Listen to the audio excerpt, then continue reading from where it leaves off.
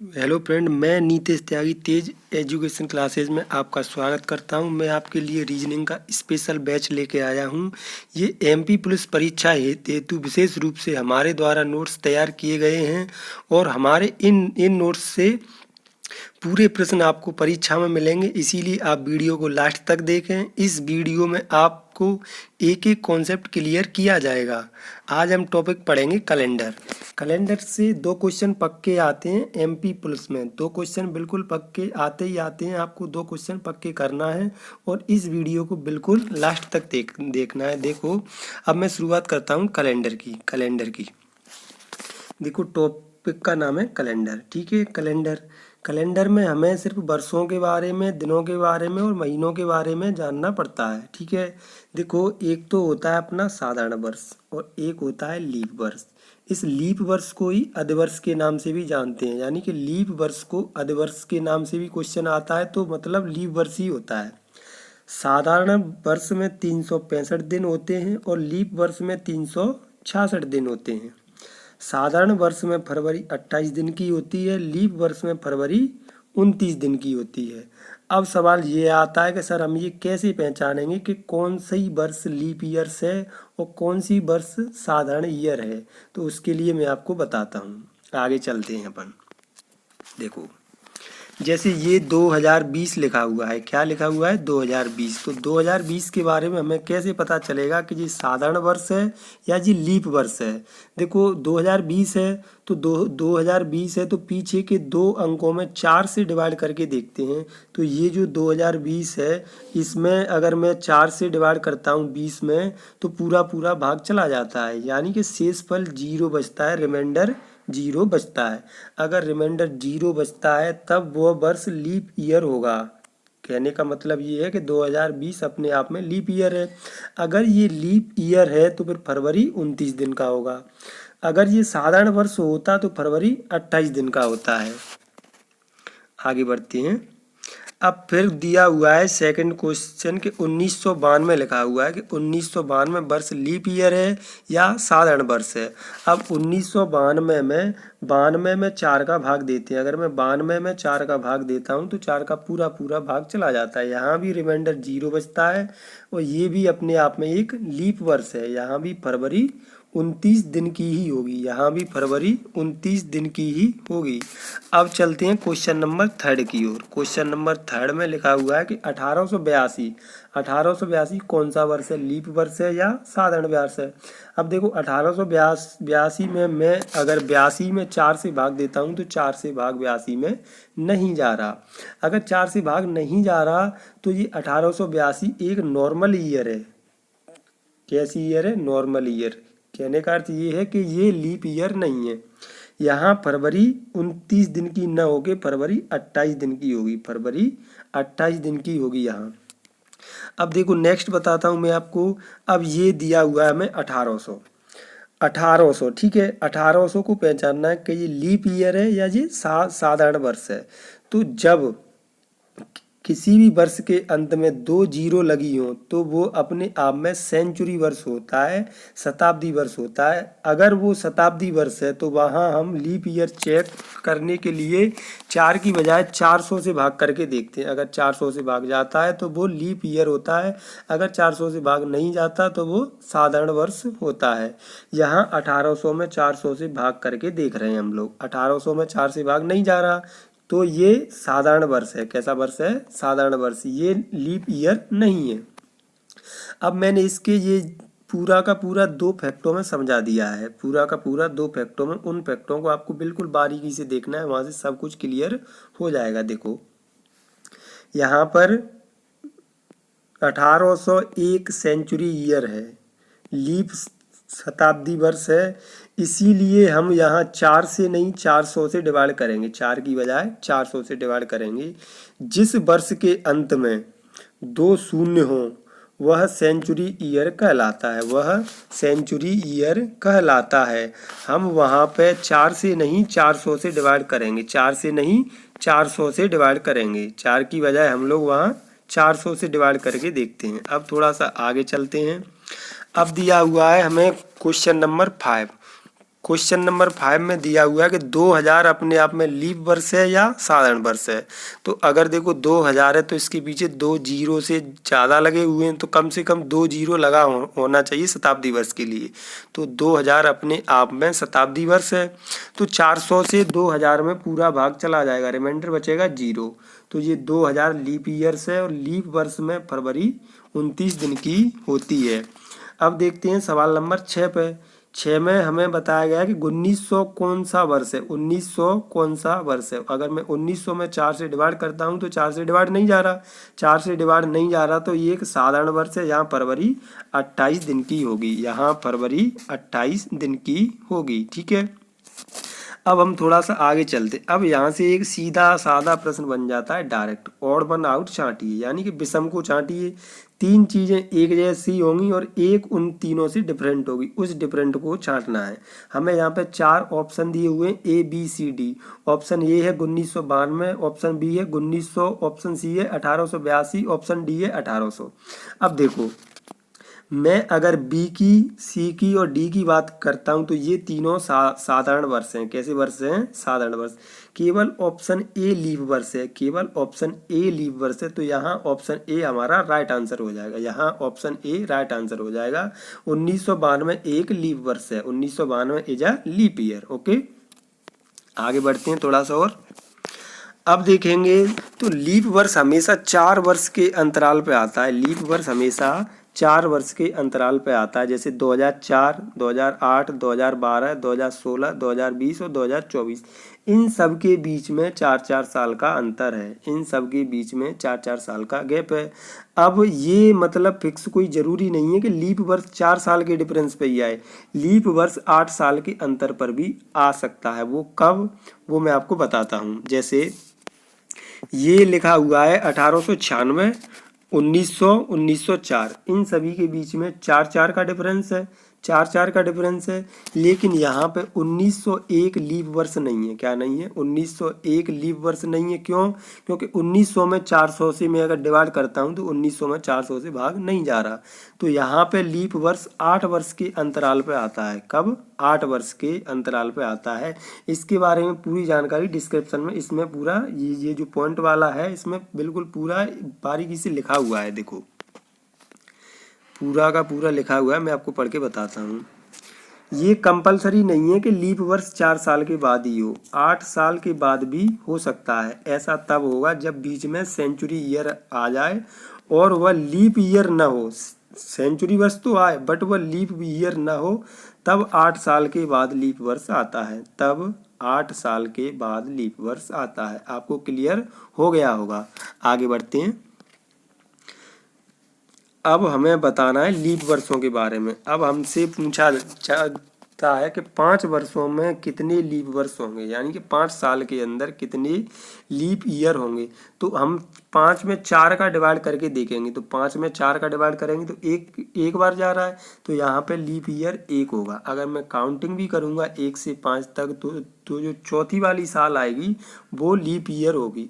फिर क्वेश्चन पूछा जाता है नेक्स्ट के 10 सालों के अंदर कितने लीप वर्ष होंगे। तो मैं अगर 10 में 4 से डिवाइड करता हूँ तो देखो दो बार जाएगा यहाँ पे। तो 4 और 8, 10 साल के अंदर 2 लीप वर्ष हैं, 4 और 8।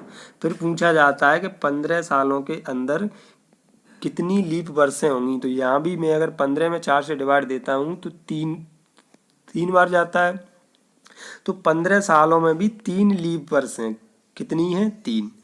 अब एक और टाइप का सवाल बनता है, थोड़ा सा डिफरेंट है ये। यहाँ तो हम लोग भाग दे के बता सकते हैं, यहाँ तो हम लोग डायरेक्ट भाग दे के बता सकते हैं, बट ये जो सवाल आएगा यहाँ हमें काउंट ही करना पड़ेगा। यहाँ हम लोग भाग दे के हमें समझ में नहीं आएगा, क्वेश्चन गलत हो सकता है। अब हमसे पूछा गया कि 2011 से 2021 के बीच में कितने लीप वर्ष हैं। तो अगर मैं 10 में 4 से भाग देता हूँ तो भाग जाएगा 2 बार, लेकिन 2 नहीं है। यहाँ पे सही आंसर है 3 वर्ष। देखो 2011 से मैं काउंट करूंगा तो पहला तो आएगा 2012, फिर आएगा 2016, फिर आएगा 2020। तो 2011 से 2021 के बीच में टोटल 3 लीप वर्ष हैं, टोटल 3 लीप वर्ष हैं। अब आगे वाले सवाल में देखते हैं। आगे वाले सवाल में हमसे पूछा गया कि 2009 से 2019 के बीच में कितने लीप वर्ष होंगे। यहाँ पे भी अगर मैं 2009 से काउंट करता हूँ तो पहला लीप वर्ष आएगा 12, सेकंड आएगा 16, तो यहाँ भी 2 लीप वर्ष हैं, यहाँ भी 2 लीप वर्ष हैं। अब इसके बारे में ये जो 2 लाइनें लिखी हुई उसमें पूरी जानकारी दी हुई है।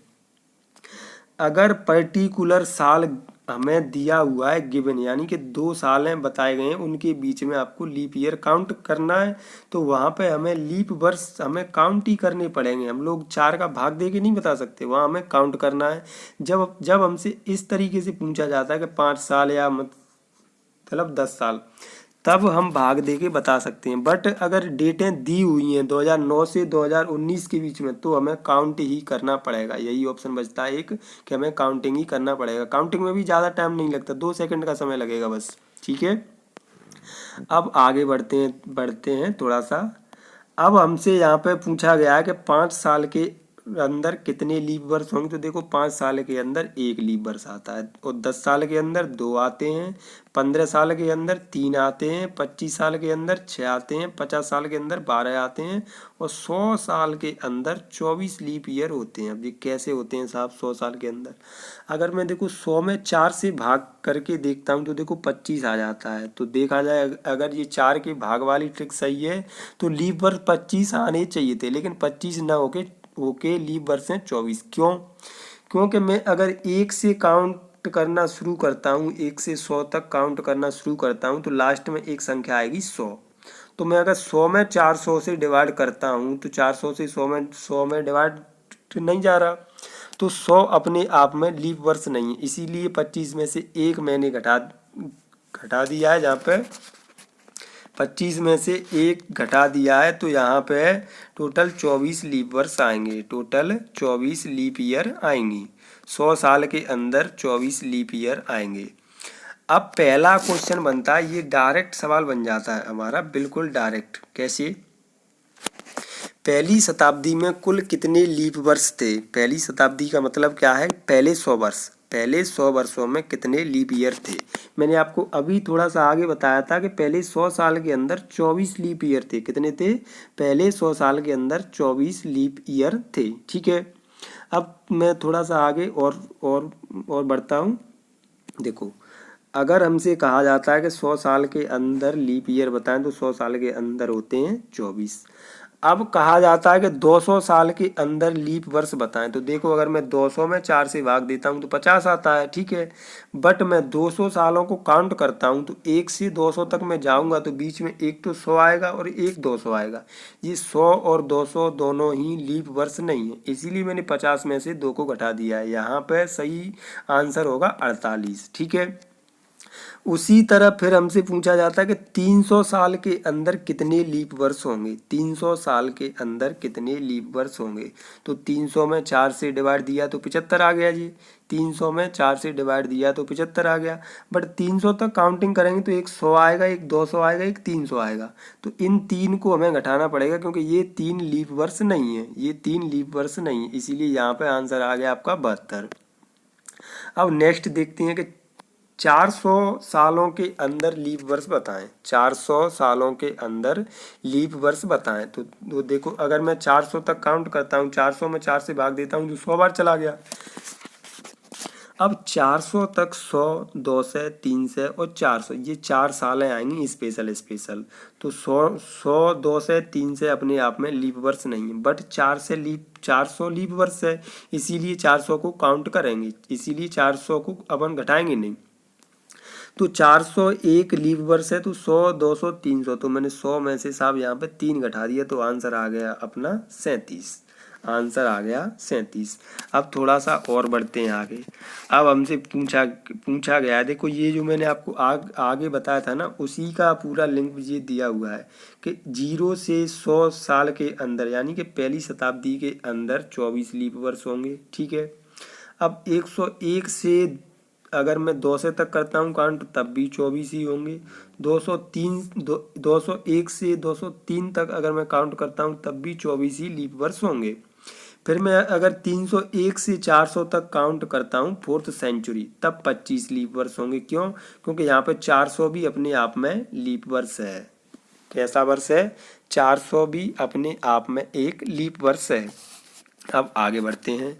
अब देखो सवाल दिया हुआ है कि हाउ मैनी टाइम्स, यानी कि 29 तारीख, यानी कि 29 तारीख 400 सालों के अंदर कितनी बार आएगी। 29 तारीख 400 सालों के अंदर कितनी बार आएगी।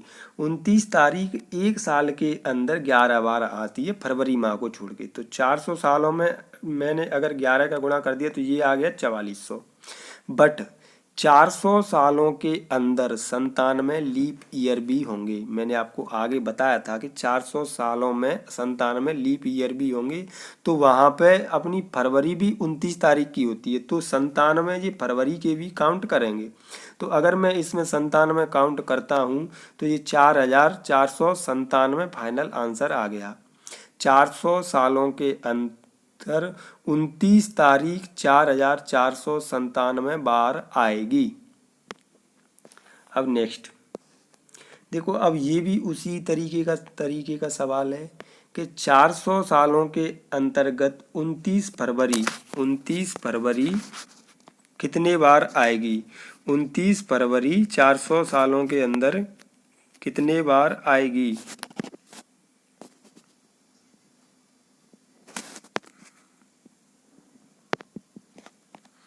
देखो 400 सालों के अंदर 29 फरवरी कितने बार आएगी, तो ये 97 बार आएगी। मैं आपको आगे बता चुका हूँ 400 सालों के अंदर 97 लीप ईयर्स होते हैं, और लीप वर्ष में ही फरवरी सिर्फ 29 दिन की होती है। बाकी साधारण वर्ष में फरवरी 28 दिन की होती है। अब थोड़ा सा आगे चलते हैं। अब आ गए मेन टॉपिक पे, यहाँ से अपने काम का टॉपिक स्टार्ट होता जाएगा। अब आ गए ऑड डेज। ऑड डेज बोलें तो विषम दिन, ऑड डेज बोलें तो विषम दिन बोलें तो एक्स्ट्रा दिन, जिन्हें अपन लोग काउंट करते हैं। अब देखो इसके बारे में बताया गया है कि 7 के शेष पल को विषम दिन कहते हैं। क्या कहते हैं? 7 के शेष पल को विषम दिन कहते हैं। किसी संख्या में 7 से डिवाइड करते हैं, अगर भाग पूरा जाता है तो विषम दिनों की संख्या 0। अगर भाग एक बार जाता है तो विषम दिनों की संख्या 1, 2, 3, 4, 5 और ये 6 तक हो सकती है। विषम दिनों की संख्या 6 तक हो सकती है। अब ये कैसे करते हैं काउंट, वो मैं आपको बताता हूँ। इस साइड बताए गए हैं डेज और इस साइड बताए गए हैं ऑड डेज। अब हमसे पूछा गया कि पहले 15 दिनों के अंदर कितने ऑड डेज होंगे। अगर मैं 15 में 7 से डिवाइड करता हूँ तो 7 दूना 14, एक बचा शेष, तो पहले 15 दिनों के अंदर एक ऑड डेज होगा। उसी तरह 28 में 0 होगा, 29 में 1 होगा, 30 में 2 होंगे और 31 में 3 ऑड डेज होंगे। उसी तरह मेन क्वेश्चन ये है कि यहाँ पे हमें ये बात समझना है कि 365 में अगर 7 से डिवाइड करते हैं तो एक दिन ज़्यादा बचता है, एक ही शेषफल बचता है। तो नॉर्मल वर्ष यानी कि साधारण वर्ष में एक और दिन होता है। साधारण वर्ष में एक ही विषम दिन होता है। और लीप वर्ष में 366 में 7 का भाग दूंगा तो 2 दिन विषम बचते हैं। लीप वर्ष में 2 दिन विषम बचते हैं। अगर मुझसे पूछा जाता है कि वीक के अंदर कितने दिन विषम बचेंगे, तो वीक का अर्थ होता है 7 का मल्टीप्लाई। तो यहाँ पे ये अगर 50 वीक लिखा हुआ है, सपोज करो 50 वीक लिखा हुआ है, तो ये वीक का मतलब होता है 7। तो यहाँ मैं अगर 7 से डिवाइड करता हूँ तो भाग पूरा चला जाएगा।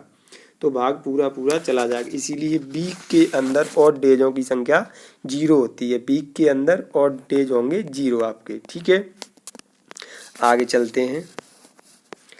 अब हमसे पूछा गया है कि देखो इसमें साफ साफ बताया गया क्या है कि आज मंगलवार है। तो आफ्टर मतलब आगे 15 दिन बाद कौन सा दिन होगा। आगे 15 दिन बाद कौन सा दिन होगा। अगर मैं 15 में 7 से डिवाइड करता हूँ तो आपका शेषफल आता है 1। तो अगर आगे की कह रहा है तो देखो आगे में तो करना है प्लस आपको, अगर वो पीछे की बात करता है तो पीछे में करना है माइनस। तो अगर एक एक्स्ट्रा और दिन आ रहा है तो इसमें 1 जोड़ देंगे तो ये आ जाएगा मंगल से बुधवार, यानी कि मंगल से बुधवार यानी वेडनेसडे आ जाएगा। अब पूछा गया कि आफ्टर 37 दिन बाद कौन सा दिन होगा। अगर मैं 37 में 7 से डिवाइड करता हूँ तो शेष आता है 2, यानी कि विषम दिनों की संख्या आ गई 2। तो मैं यहाँ पे 2 दिन ऐड कर दूंगा, मंगल में 2 दिन ऐड कर दूंगा तो ये बृहस्पति आ जाएगा, थर्सडे। अब पूछा गया है कि पीछे के 22 दिन बाद कौन सा दिन होगा, यानी कि आज मंगलवार है, आज से पीछे में 22 दिन काउंट करता हूँ तो कौन सा दिन होगा। देखो 22 में ऑड डेज की संख्या है 1। अब पीछे की बात कर रहा है तो माइनस कर देंगे। अगर आज मंगलवार है तो मंगलवार से 1 दिन माइनस करेंगे तो ये सोमवार आ जाएगा। तो मंगलवार से अगर मैं 1 दिन माइनस करता हूँ तो ये आपका सोमवार आ जाएगा। अब पूछा गया है कि पीछे के 60 दिन बाद कौन सा दिन होगा। तो 60 में ऑड डेज की संख्या है 4, तो यहाँ से मैं 4 घटा दूंगा। अगर मैं इसमें से 4 घटा दूंगा तो फ्राइडे आ जाएगा, 4 घटा दूंगा तो फ्राइडे आ जाएगा। अब नेक्स्ट क्वेश्चन दिया हुआ है कि 60 वीक्स पहले कौन सा दिन होगा। तो देखो वीक में विषम दिनों की संख्या 0 होती है। क्या होती है? वीक में विषम दिनों की संख्या 0 होती है। तो ये सेम का सेम डे ही आ जाएगा, ट्यूसडे का ट्यूसडे ही आ जाएगा जी, ठीक है। अब आगे चलते हैं। देखो पहला सवाल बनता है, एक ही महीने के अंदर हम लोग काउंटिंग करते हैं। अब एक ही महीने के अंदर कोई एक तारीख उसका बार दिया गया होगा, कोई दूसरी तारीख और उसका बार हमसे पूछ लिया जाएगा। कैसे? देखो 4 अगस्त को अगर ट्यूसडे है यानी कि मंगलवार है तो 26 अगस्त को कौन सा बार होगा। अब 4 और 26 के बीच में टोटल हमारे 22 दिन बचते हैं। 22 दिनों को काउंट करना है हमें। तो अगर मैं 22 में 7 से डिवाइड करता हूँ तो 7 के 21, तो 1 दिन बच गया शेष, 1 दिन बच गया शेष। अब देखो ये 4 से 26 की तरफ काउंट कर रहे हैं, यानी आगे की तरफ काउंट कर रहे हैं, 4 अगस्त से 26 अगस्त आगे की तरफ। तो मैंने आपको बताया था कि आगे की तरफ काउंट करते हैं तो जो ऑड डेज बचते हैं उनको हम लोग प्लस करते हैं। तो एक ऑड डे यहाँ पे हमारा बचा हुआ है, इसको हम लोग इसमें प्लस करेंगे। तो आज मंगलवार है तो ये क्या आ जाएगा? बुधवार। बुधवार बोले तो वेडनेसडे, ठीक है। अब एक सवाल बैक डेट वाला भी कर लेते हैं। जैसे कि इसमें हमें दिया गया है कि आज 30 अप्रैल है, 30 अप्रैल के दिन संडे है। आज 30 अप्रैल है, 30 अप्रैल के दिन संडे है। अब हमसे 1 अप्रैल का बार पूछ लिया जाता है, काय का? 1 अप्रैल का बार। तो इन दोनों के बीच में 29 दिन आते हैं, इन दोनों के बीच में 29 दिन आते हैं, ठीक है। तो यहाँ पे मैं अगर 7 से भाग करता हूँ तो विषम दिनों की संख्या आ गई 1। अब देखो मैं 30 से 1 की तरफ जा रहा हूँ, यानी कि बैक में जा रहा हूँ, पीछे की तरफ जा रहा हूँ। तो पीछे माइनस करते हैं, मैंने आपको बताया था आगे कि पीछे 1 दिन माइनस कर देंगे। अगर आज संडे है, संडे में 1 दिन माइनस करेंगे तो क्या आ जाएगा? सैटरडे। मैं ये कैलेंडर आपको 4 से 5 क्लासों में पढ़ाऊंगा। आज की क्लास में थोड़ा सा ही करते हैं, आगे कल नेक्स्ट क्लास में बताया जाएगा, ठीक है। बाय।